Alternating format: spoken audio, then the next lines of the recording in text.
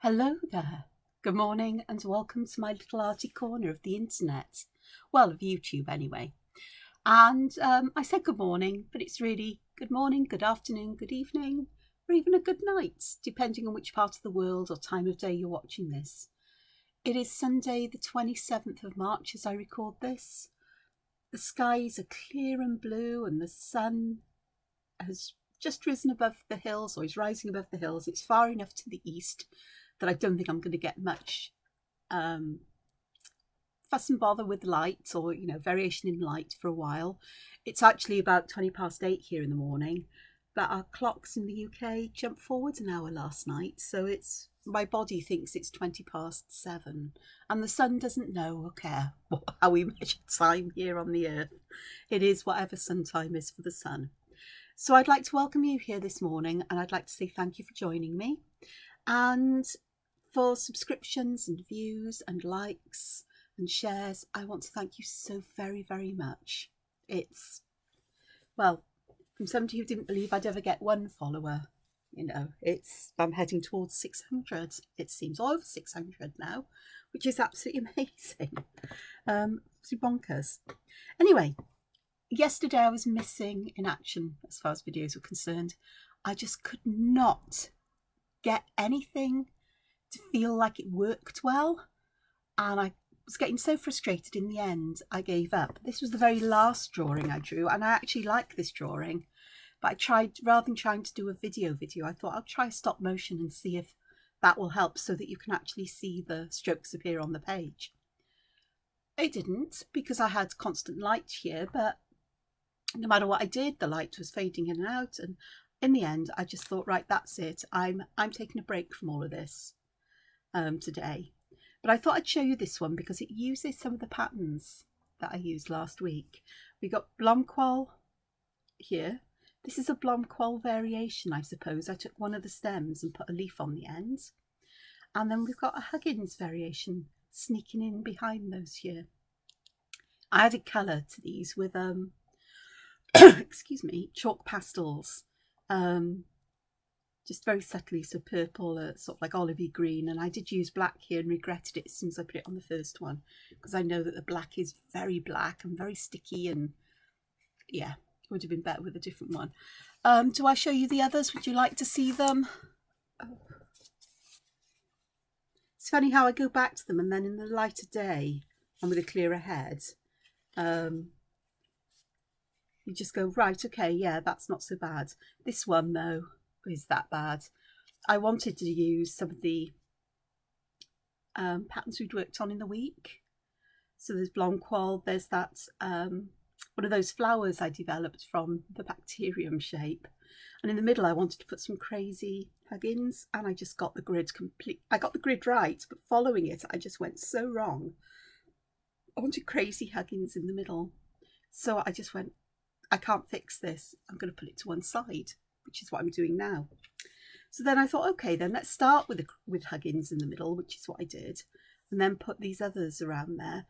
And everything was going fine until I decided to add white lines in between the black stripes here. And I used a souffle pen, and souffles just were flooding out. And it just messed things up, and I knew there was no way of recovering.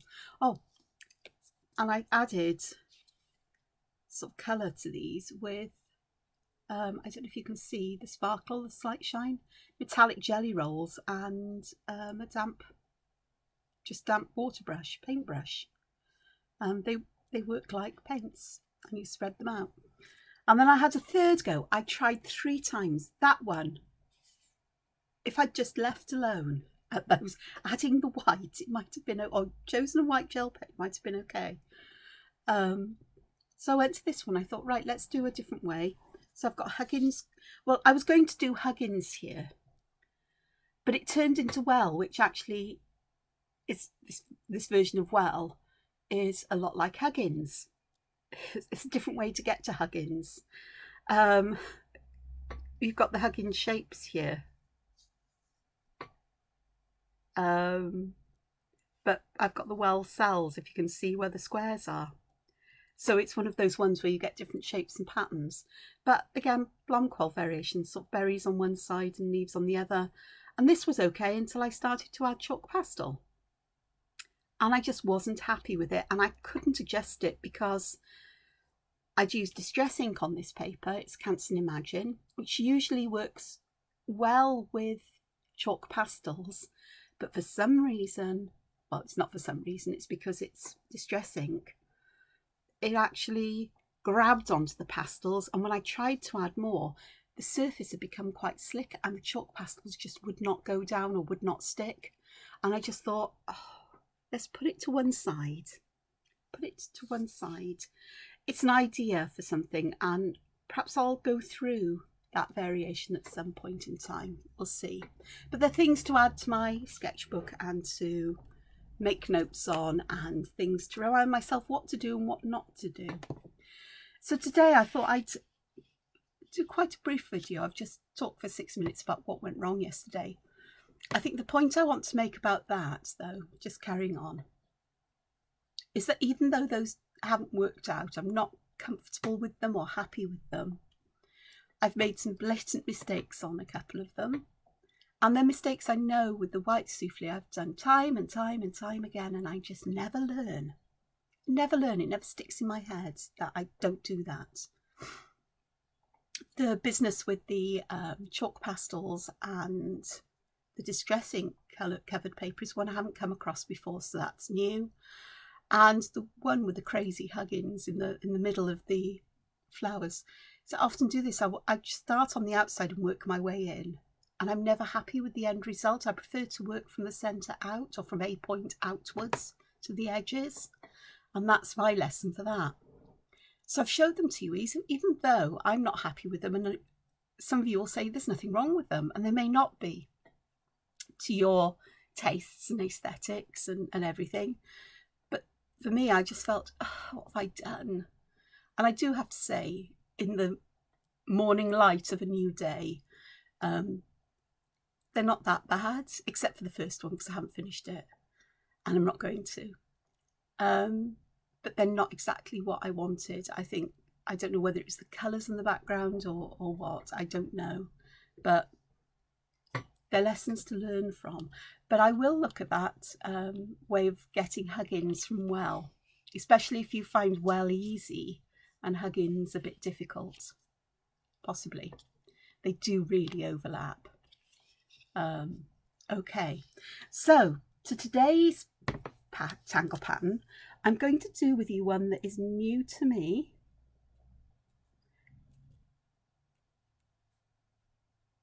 And it's called Blooming Kangular, and it's by Tomas Padros.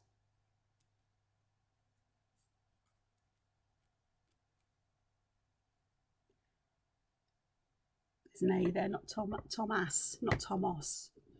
Tomas Padros, who is a fantastic pattern putter together, designer.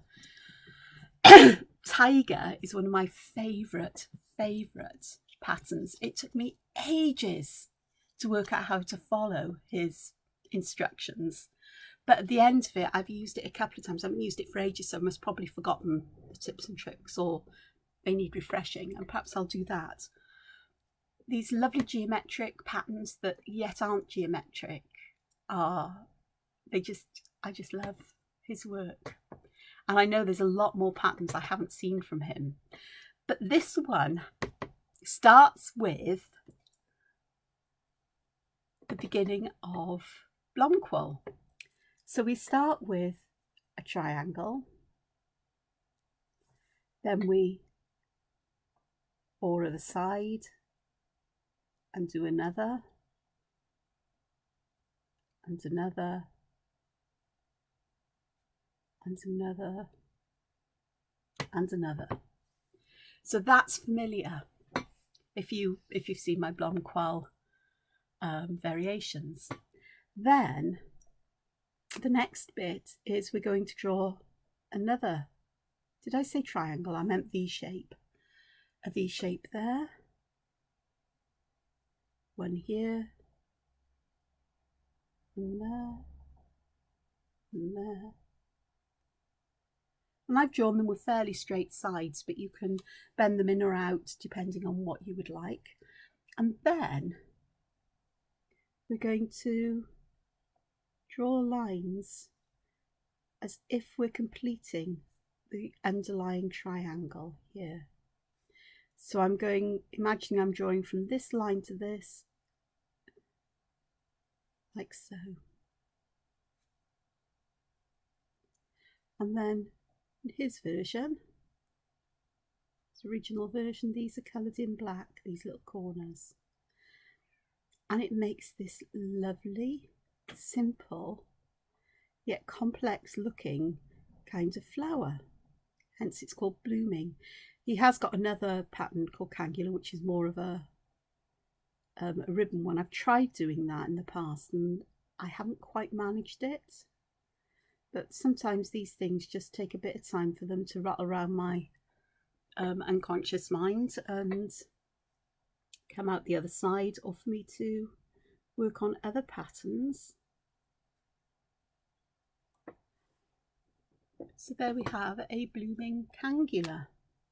So they never feel quite right unless I put something on the end of these inner bits. So there we have a Blooming Kangular. So let's have a look at doing another one. Now I'm going to imagine these lines are extending, and I'm going to start my next Kangular.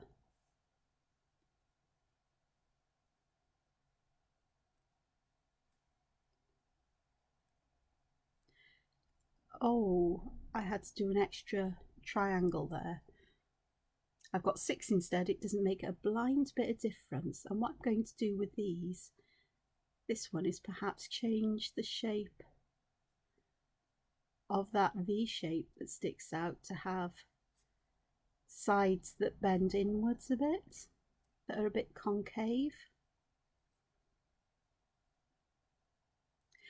And I don't know if you noticed, but I'm doing it unconsciously, is that I'm getting these lines to more or less match up on either side of the spoke, as it were. Don't know if you can see. They're not exact in places because I wasn't consciously making the effort, but I just wanted to point that out. It seems to give that the parts seem connected rather than disconnected. So again, I'm just going to go through these and add some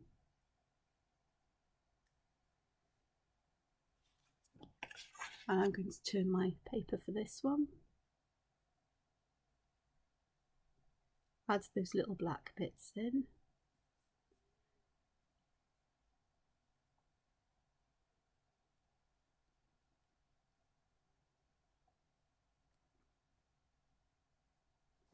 Taking me a little while to do these this morning.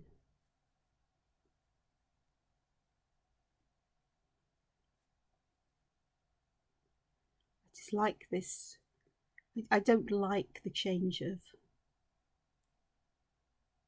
clocks much. My body doesn't like it for a few days. When I was younger, I used to cope with it much better, I think.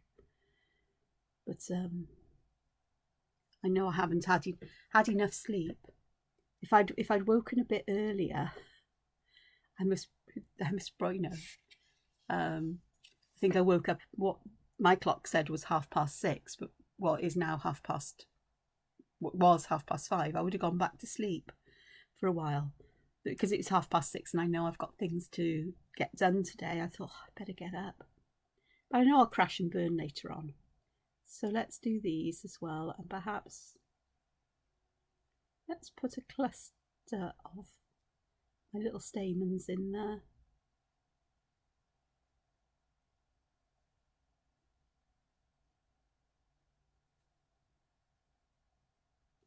Perhaps just 2 in that smaller one. 1 there. So that's a nice variation. Again, I'm going to do the same thing. I'm going to leave a gap and then draw this line in. I don't think I'm going to get them always to match up, because I think it depends how we draw the angles. Oh, that's a bit of a wobbly line, curved line.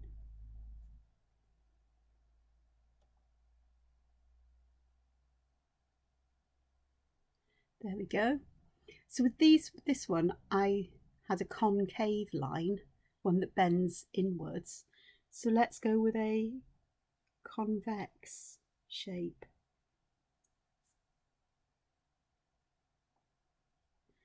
I'm sort of conscious that I'm trying to get these lines more or less the same distance from side to side, but it doesn't matter too much, because in the grand scheme of things, all will be fine and well. You know, that was a shallower petal, this one was a bit taller, but if we look on this as a flower, your petals in flowers are all similarly shaped, but they're never arranged perfectly around the centre. Ooh. Oh, that was interesting. I've bent those up. There's a happy accident. So I shall come back and have a look at that now in a minute. Rather than fussing around with a thin pen, let me just go to one I can fuss around with, but hopefully fill these in a bit quicker, because it's got a broader nib on it.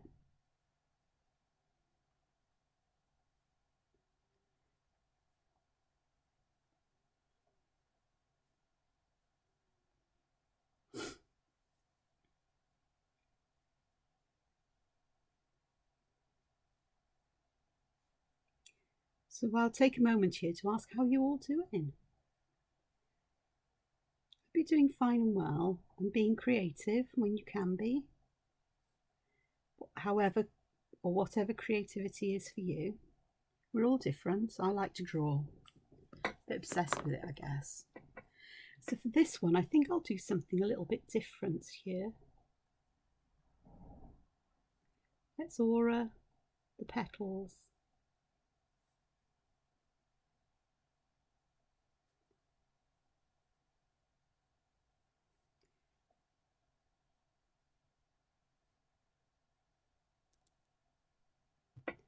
And perhaps do these, but I'll put a little heart on the end instead.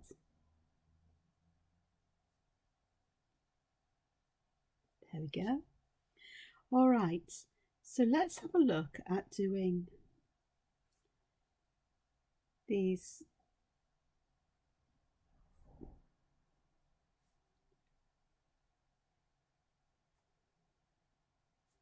I just realised that because we're doing mostly 5 petal shapes, they will not join together. This one was another 6. It's almost impossible to get them to these. Well, you can't with a 5-pointed. You'll always have a gap between them. They just don't sit together easily, but 6-pointed ones will. Okay, so I'm going to go back to the original kind of shape like this.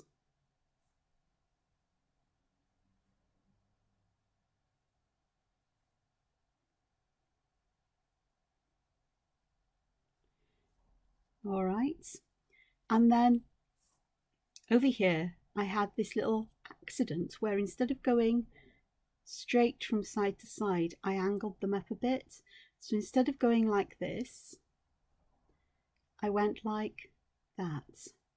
So let's have a look at how this would work and if it makes any difference at all in how they feel, apart from adding a bit more black. And I'm exaggerating this because it could be quite a subtle thing to do. Except Angela goes to the extremes. Takes these almost up to the top. And again, I'll get a slightly thicker pen out. Slightly thicker. A lot thicker, so I can fill those areas in quite quickly.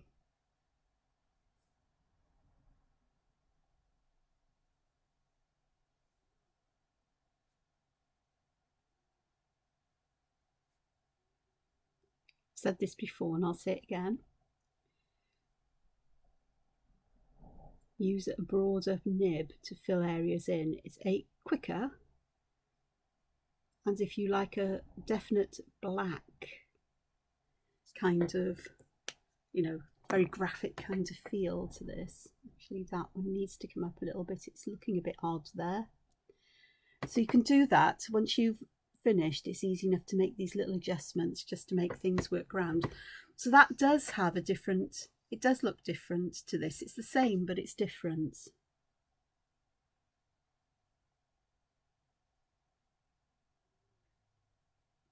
So here I'm just going to do a double border in the centre. I'm going to fill these little points in very quickly.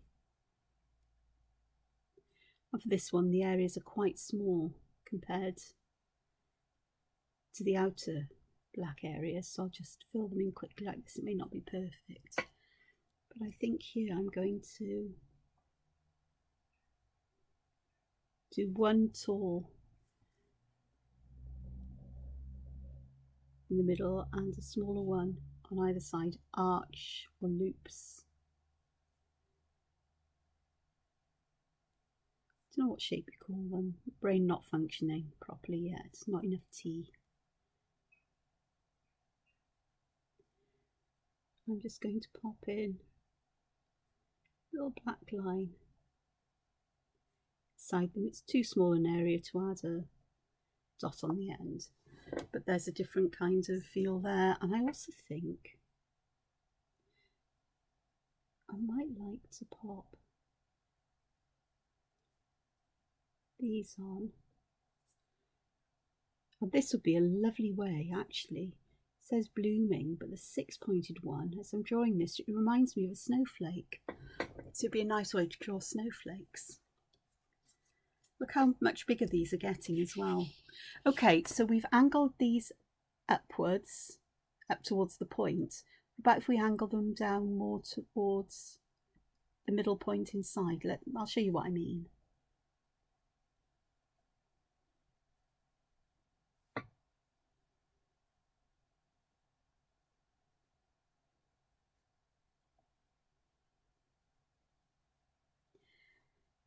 One, two, three, four, five. Yeah, I guess you could do this with any number. So again, let's just pop some of these in.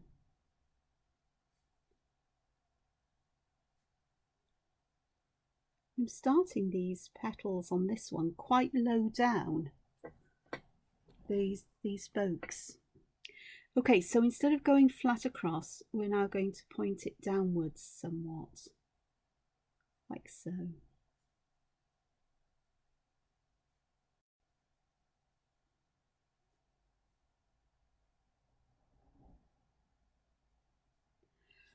So that's different again. Talk about mixing and matching all of these.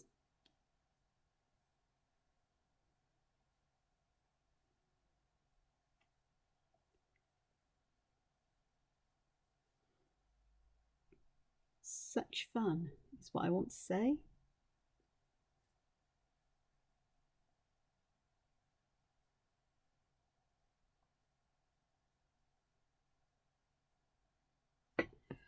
Love this when I just love being able to play with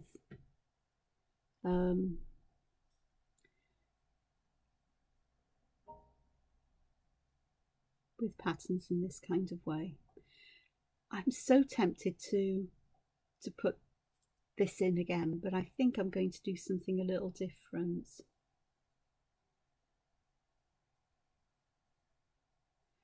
And pop a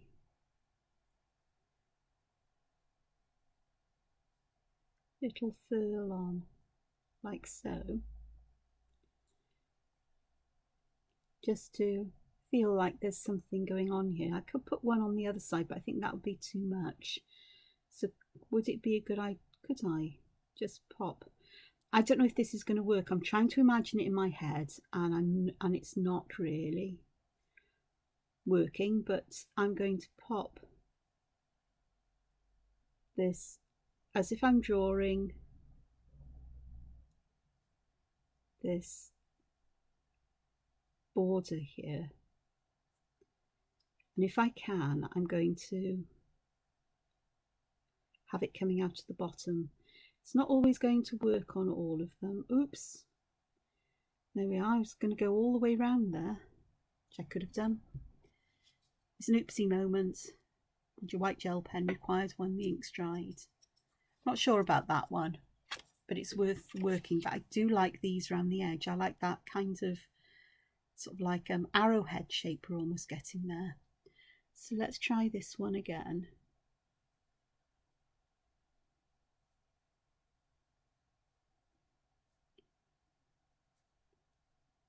With just 4.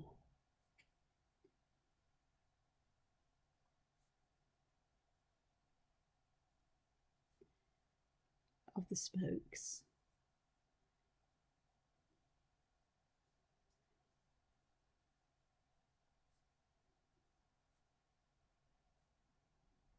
Angle those down.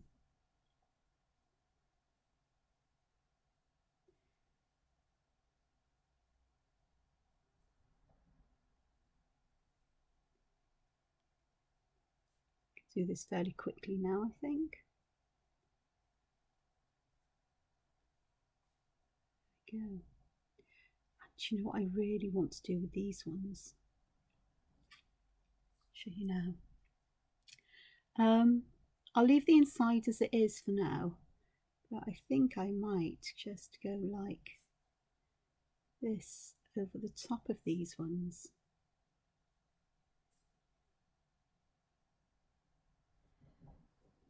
So something quite different. And I also think what I'm going to do with these is I am going to aura them like this. But then I'm going to aura towards the center.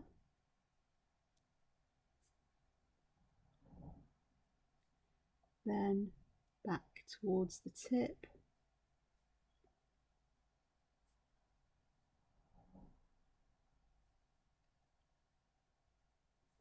Down, pointing towards the center, the inner center. And then I think I can sneak one more in each one of them that's pointing outwards, and that inner one I am going to make black.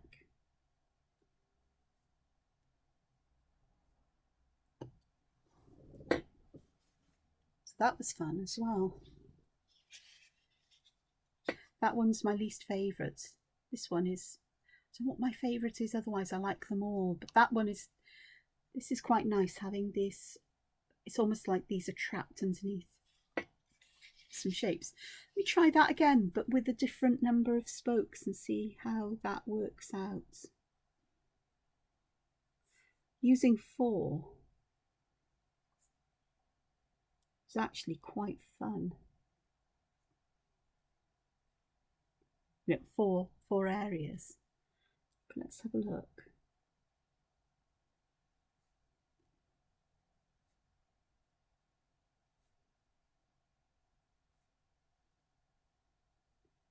And then I'm going to draw these downwards. I'm sure we could do that kind of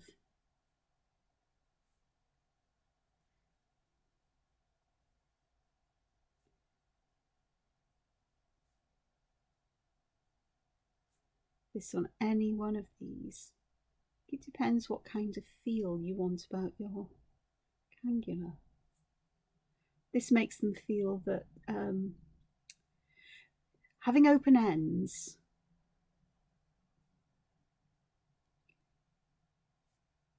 sometimes feels like they wouldn't fit into a pattern, or I'm not explaining myself well, but you know that in my work often I'll have motifs, like if this is a single motif, I'll want to tuck it in behind things, and those open lines make it feel a bit strange.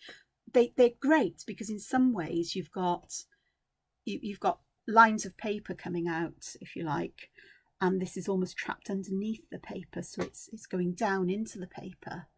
But sometimes I want this because I want them to feel that they themselves are separate entities as well. So this is a nice way of doing it. And in some ways it reminds me, instead of wire wrapped gemstones or wire wrapped, you know, little tumbled stones, it's more like paper wrapped shapes. So these are like pieces of wire with a structure behind that you're attaching it to.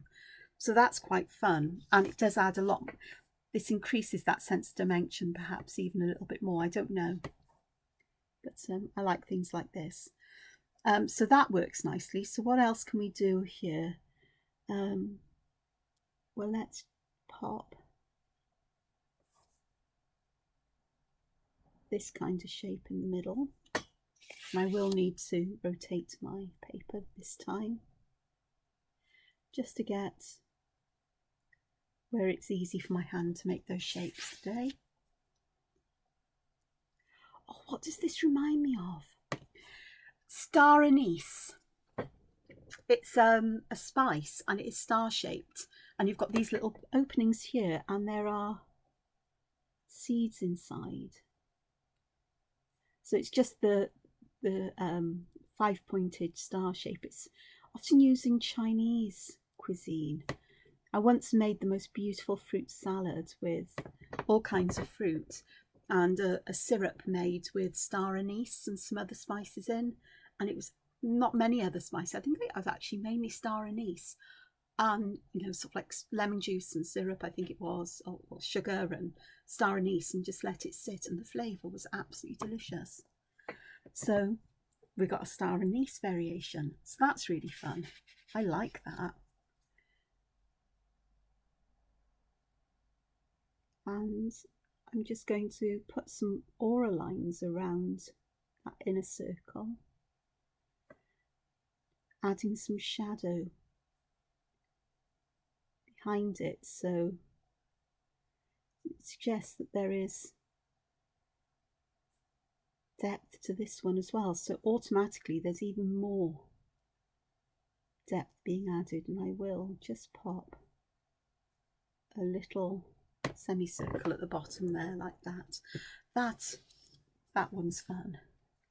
Can we do it with the ones that are more...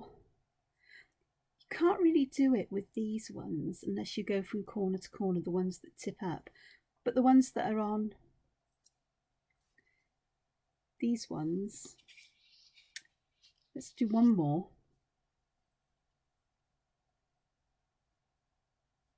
I think this would work best with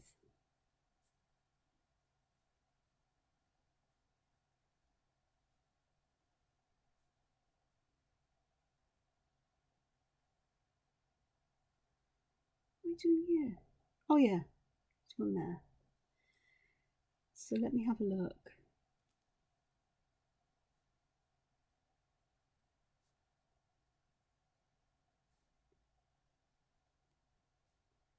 So these particular petals coming out, I am making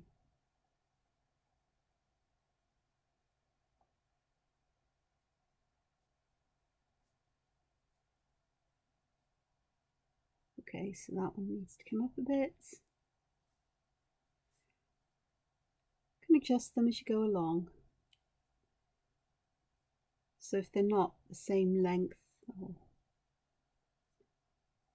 let's have a look. So these are the ones that we're drawing basically a straight line that disappears behind that inner petal to the other side. I've made a bit of a mess with my pen lines in places. But sketchbook page. So things don't have to be perfect on a sketchbook page. It's for experimenting. So can I do this idea here? Yeah. The shape isn't as pointy as the others, and you get more of a pentagon shape there, so that would work as well. So how about we